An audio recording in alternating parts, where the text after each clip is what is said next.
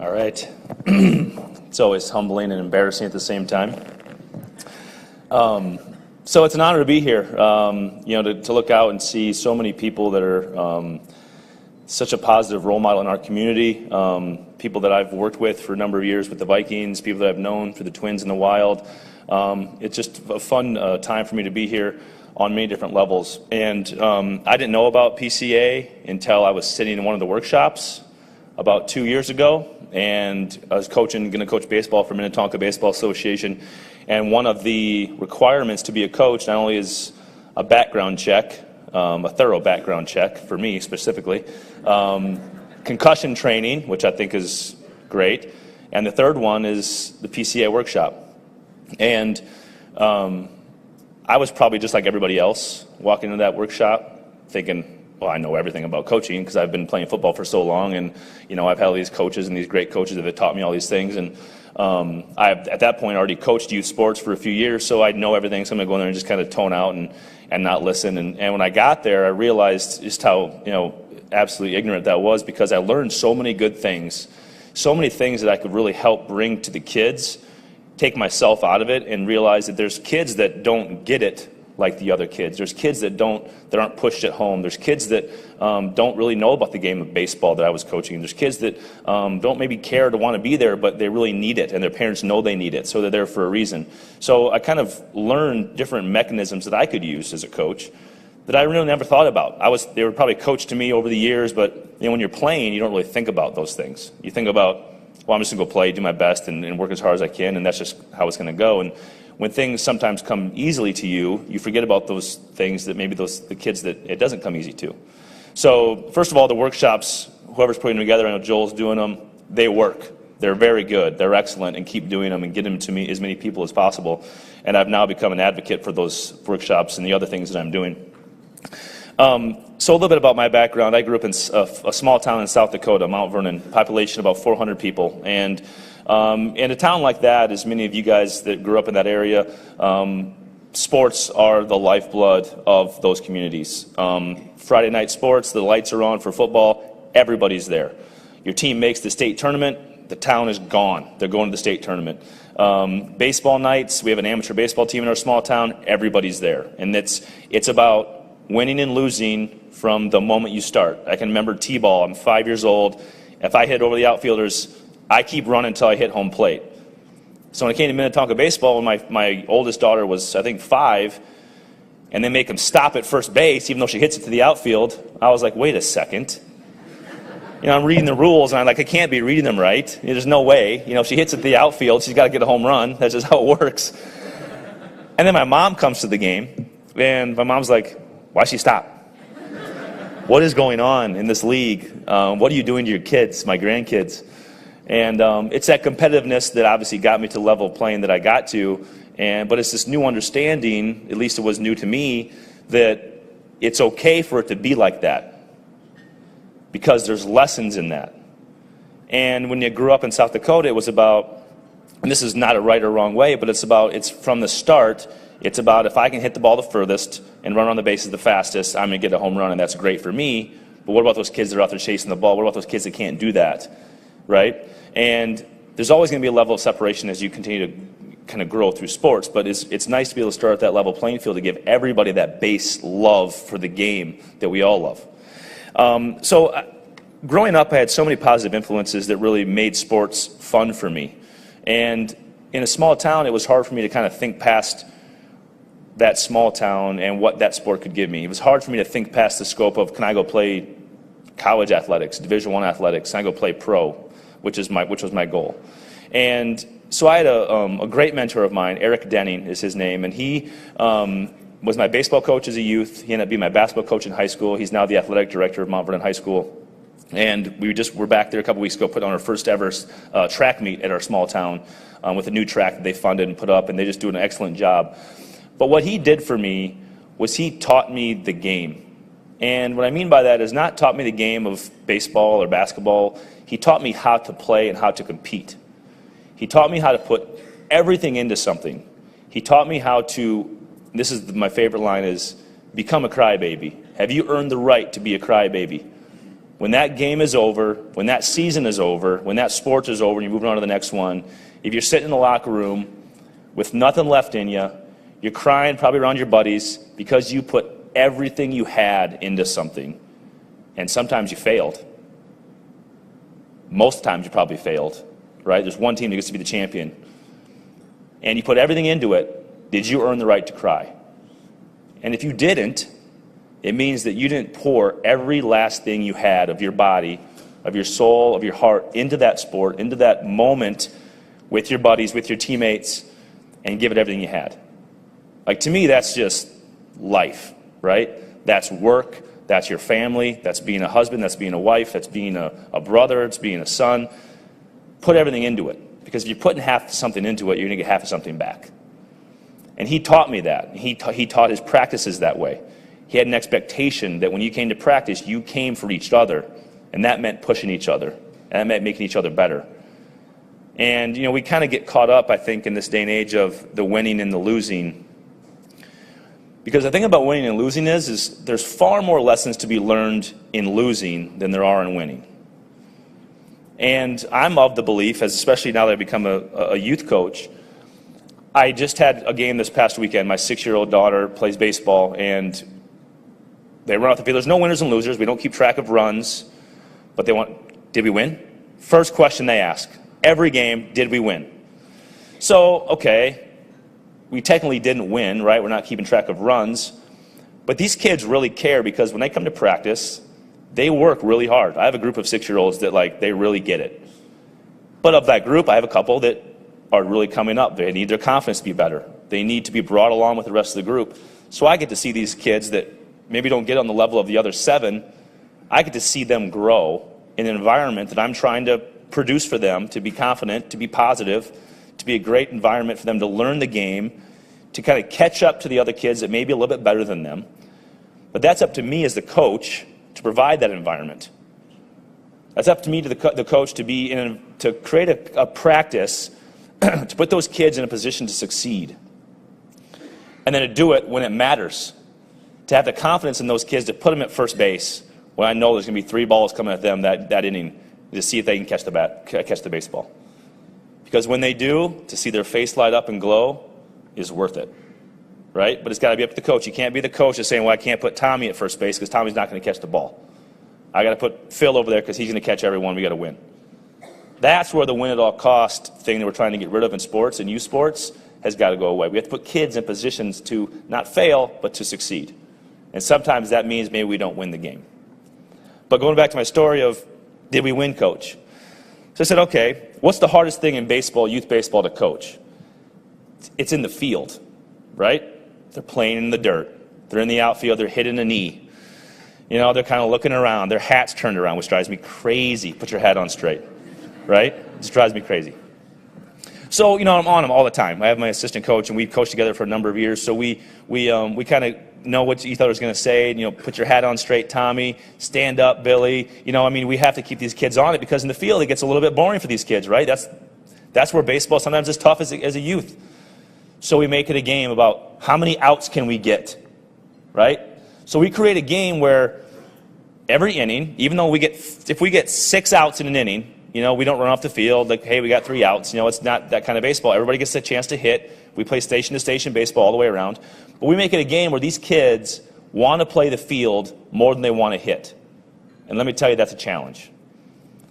And they get so fired up when ground ball, collected, thrown. My daughter, it was my daughter, which was even the best. She kind of sticks her glove up like this and just, you know, closes her eyes and, you know, sort of like Sandlot catches the baseball. And I'm just like, you know, I'm over there like, is all me? Is my coaching? You know, but clearly it wasn't. But, you know, like those moments are so awesome to watch. And then to see the kids get fired up, right? To create this environment, well, okay, fielding in baseball, especially at 6 years old, isn't the most fun. But to now create an environment where they're getting better and they don't really even know it. Those 3 kids that don't probably get the game like the other kids are getting better and they don't even know it. And they're doing it in an environment that's really a fun environment. Not this toxic, I'm going to yell at you, win at all cost. But the lesson to be learned is when we lose, because, hey, coach, did we win? Well, now the time did we win, right? Now the time do we get more outs in the other team. Did we win? Well, you know what, guys? Actually, because we weren't paying attention, focused like we know we can do, right? Because we weren't, talking about the principles that we learn at practice about, feeling the ground ball between our legs and getting our glove down in the dirt, not doing the little things that we know we can do because we weren't focused. Not that we're going over the top, but it's those little things that we're capable of listening, capable of learning, and we're capable of doing it that we didn't win. The other team did a little bit better today. And that's okay.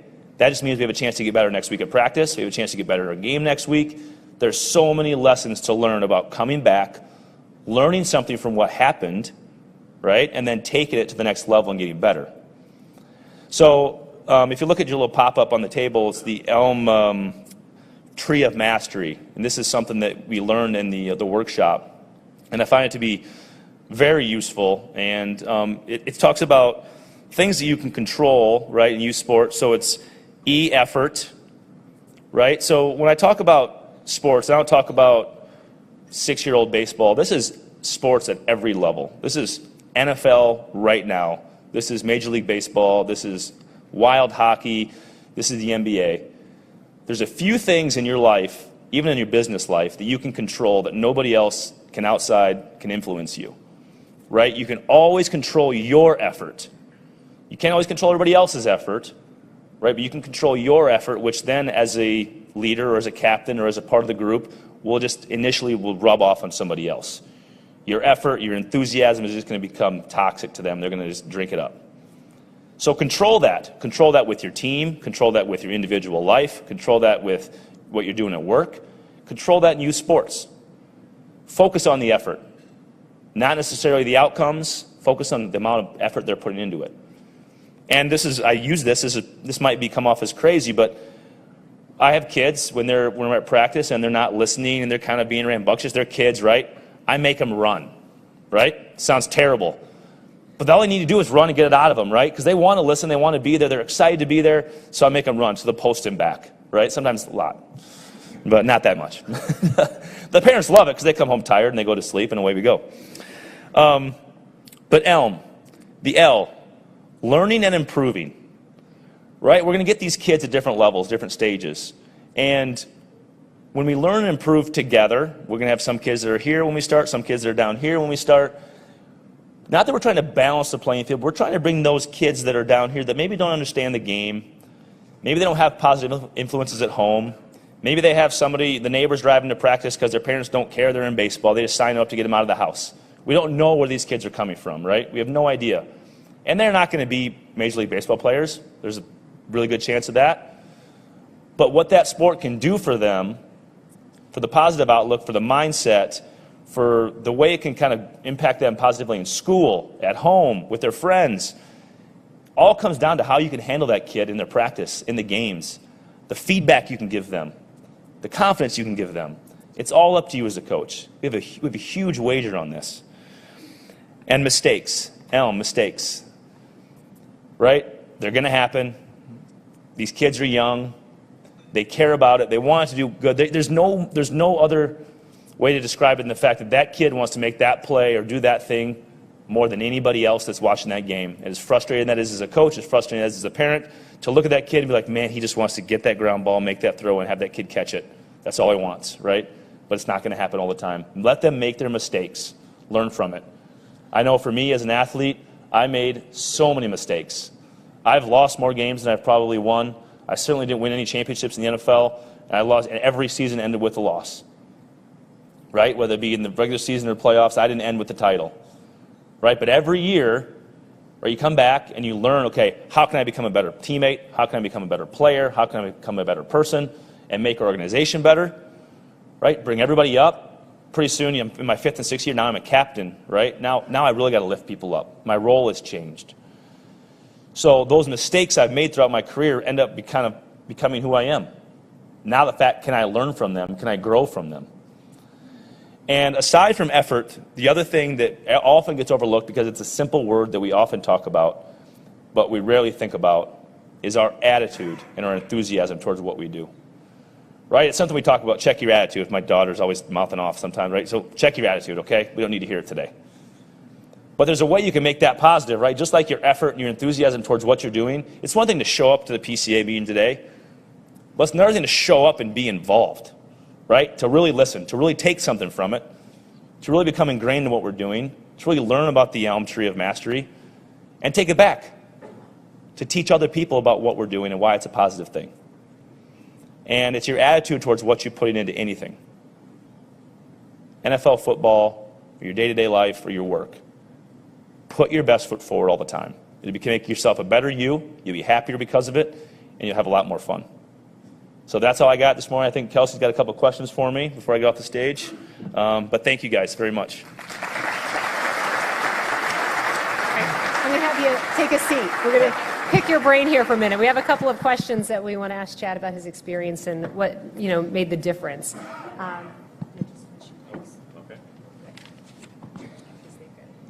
They've got your name on that one, so they have to know who's talking. All right. I think because of your level of experience in sports, a lot of people are curious to know who are the difference makers in your life. You came from a town of 400 people, but I understand at a very young age you said, I want to play in the NFL, and you made that a goal. Yeah, I think, so a couple of the big folks, I talked about Eric Denning was a big mentor of mine, a guy who influenced my sports life from the time I was 5 years old up and still even today.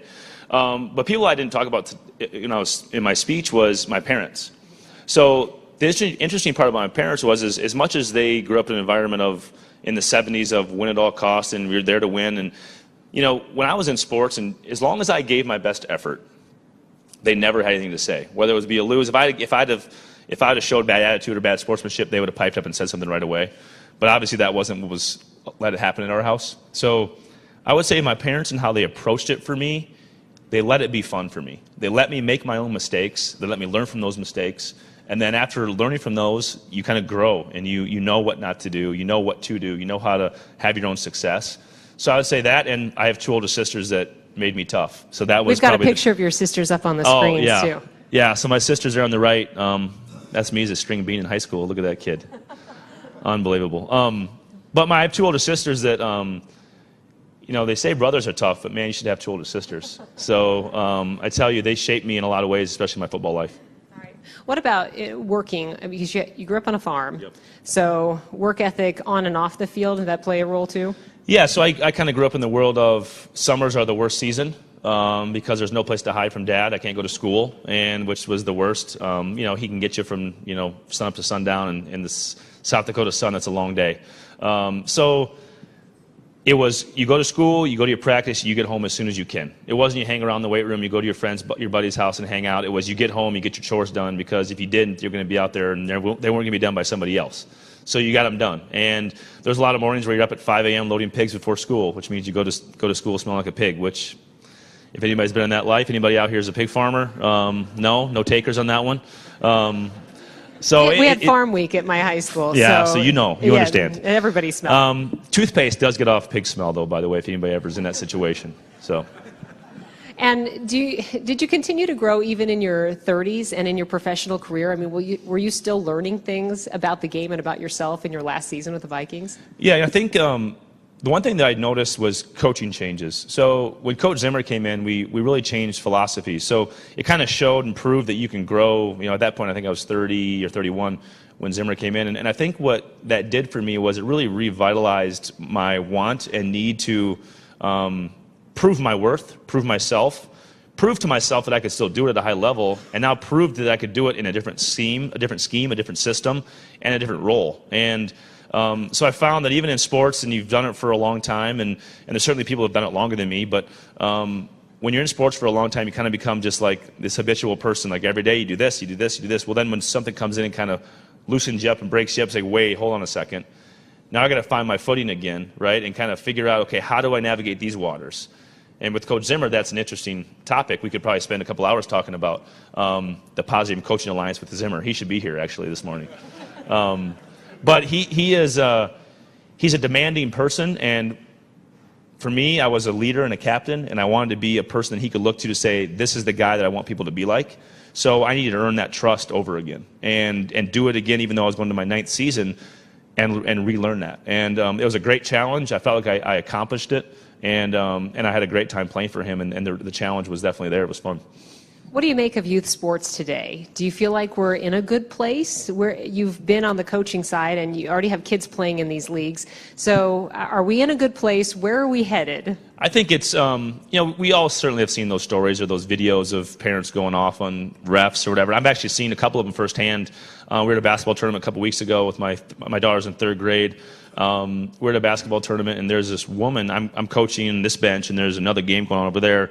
It's one of those situations where there's like 100 whistles going on. You never know if it's your game or somebody else's. And I look across, and this woman is screaming at this ref. And all of a sudden, I see the ref just go, boom, one of these guys, right? And this woman gets up and is swearing at this ref. I think they're in the 5th grade level. And blatantly out loud, I could hear her from across the court swearing at this ref. And I'm like, it can't be that serious.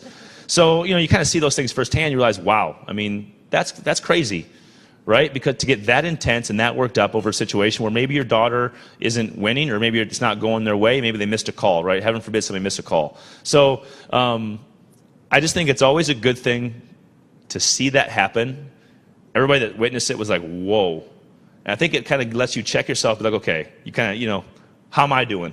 How am I handling these situations? I get worked up because they miss a call at my daughter or something like that. Okay, how am I handling that situation now? How am I responding? Because then the kids are going to look to me and say, okay, how's coach responding? Right? Coach is going to go next on the next play. Here we go. What's going to happen next? How are we going to react to it? So then the kids are going to react that way rather than looking at the ref being like, wait a second, that wasn't on me.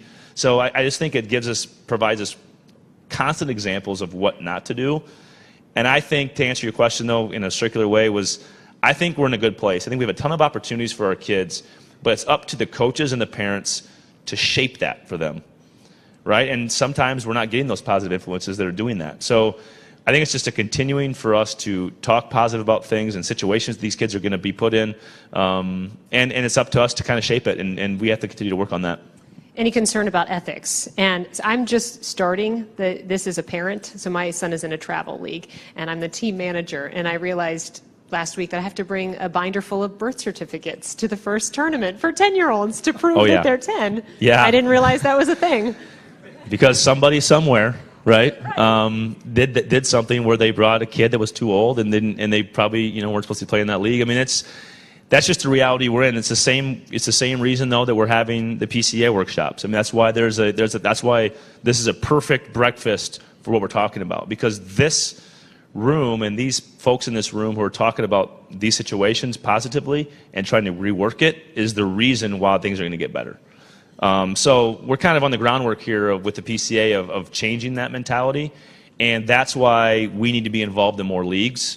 We need to be involved in more associations. We need to have people that are checking each other.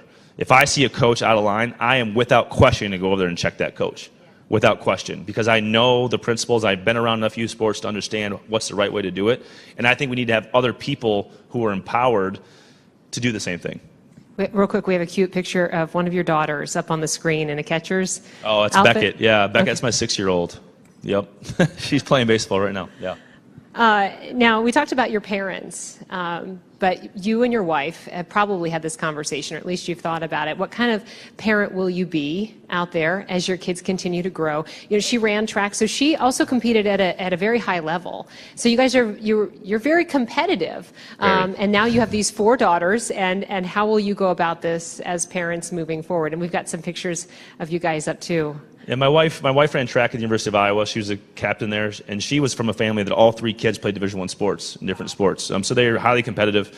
And the thing, and I was going to bring this example up because this is how we parent. And so we drive up to Blaine. Blaine, if anybody been to the National Soccer Complex up there, first of all, it's top notch. It's awesome we have it so close to us. But we drive up there. My daughter was on the soccer team last year. She was in the U9 division. As she was 8 years old on U9, and they had a phenomenal team. They had a great season. I think the record was 25-2 or something. It was a great season. They learned a ton. But we drive up to Blaine, and we play a Minneapolis club, and we get beat. And they beat us, absolutely. And I'm watching the effort, right, of my kid and the team. And I don't coach a lot. I don't know a lot about soccer. Never played the game. But one thing I do know is that I can coach effort. And when there's a ball that I think she could get to, like, not that I'm the parent screaming, but after the game I'm going to say something, be like, we're not going to put the time in and the money in and invest the energy to drive to Blaine to come to a soccer tournament if you're going to go out there and not play as hard as you can play. Because at the end of the day in life, she's probably going to go on hopefully to be a great parent and a great adult, but you have to learn from the fact that if you're going to go do something, just like I mentioned up there, if you're going to go do something, go do it, right? Don't just stick the toe in the water, see how it is. You jump in and you go for it, and that's the mentality my wife and I have, and that's the mentality we're going to parent with. I don't care if they're the best player. I don't care if they score them any goals, but you better play hard, and that's kind of it. Do you worry at all about the pressure of being, a kid who has a father who played in the NFL and a mother who ran track at the college level? Is that something you guys have talked about? How do you balance all of that? I think they look up to that, and it's a challenge for them, and they have the mentality to want to go strive for that. At least my oldest two. The youngest two don't know yet, but I think that they look at that as a challenge. Like, for example, my 6-year-old Beckett, she was leading the class in choice time yesterday in planks and lunges. So my wife's got her trained. But and we're talking about these things, but they're all healthy things, right? I mean, to live in a healthy environment where you're eating right, where you're working your body out, where you're keeping yourself fit, like those are things we want to provide for our daughters, and that's the environment they're growing up in. And I think if I'm going to push one thing onto my kid and be strict about it, it's going to be how hard they try to do something, and if they're going to put that effort in. I don't care if they're reading a book, you're going to finish the book. Right? I don't care if you're doing your homework, you're going to finish your homework. Right? I mean, you need to start something, you need to finish it, and that's something that's going to, I mean, we've all lived that every day in our lives. You start something, you finish it, and you do it the right way. Yeah, I mean, we all want to quit. Yeah. But, at times we don't want to go to work on a nice sunny day. But how that's why you retire. But you're busy. You're busier now than you've ever been. How important is the locker room dynamic? And, how have you had teams where, it's just not good in the locker room? And how does that impact what you do on the field? Without question. The locker room is, if you polled any former athlete, I mean, the thing they miss is the locker room more than I would say anything, probably even more than the competition. And I'm just getting into that mode of kind of being retired and understanding what that's going to be like. So, I'll probably be a good person to ask here in a year. But that locker room and that presence and being around the guys or the girls that's your life for so long, especially if you play in pros where you've done it for much into your adult life, that you miss that. So when you have a positive locker room, a great culture, a culture that people want to come to work, people that want to come to work and get better, it can just really push your organization. I think from the time I came to the Vikings in 2006 to now, our culture and our presence in our locker room has just gotten so much better and so much stronger. And I think that's made our organization as a whole better and stronger. So I think for any professional organization or high school or college to look at why is my program not functioning highly, look at the culture, look at the locker room, the type of people you have in there.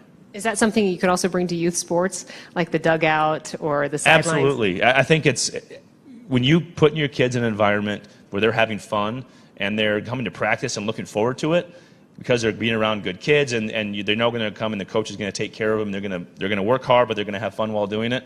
We always start and end with a competition at practice, and we fill it up in the middle with a bunch of fundamentals that is going to bore them, but they look forward to the start and the finish because it's competition, and you fill them up with stuff in between that's going to get them better. So that locker room or that team mentality, that culture is important at every level.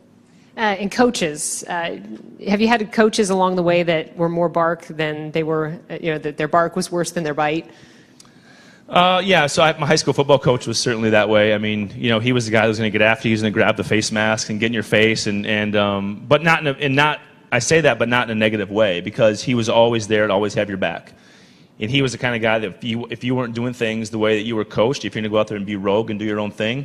I can remember one time I scored a touchdown in high school and I spun the football in the end zone. And I look back at my coach is running to the end zone, like coming to yell at me. And he's just giant guy, and just at that point I was just scared to death. And he was there to give me an example and to point me in the right direction right away. And not to get in my face to make an example of me, but to make sure that I understood that wasn't okay. And I think he's a perfect example of a guy who didn't realize the impact he had on me or any of the other guys I played with. just because he didn't think that way. He thought about, this is how I am, this is how I coach, this is what I do, but he didn't realize the impact he had in the positive way about just always holding us accountable. And that's not saying that in a bad way, holding us accountable in a good way. Those are the best coaches. All right, is there anything else you'd like to add that we didn't talk about or touch on? No, I just think the biggest thing, having gone through the workshop, like I've said, is the folks in this room can be, say, leaders in this realm of really making youth sports better. And it's about taking it from here and taking it out to your, I'm sure we all have kids or grandkids in youth sports. Tell the associations, tell the organizations about PCA. Get a workshop involved ahead of the season where it's mandatory, where coaches have to come in and get taught different mechanisms that can get them through their season and help their kids have a better experience. That's all. Thanks.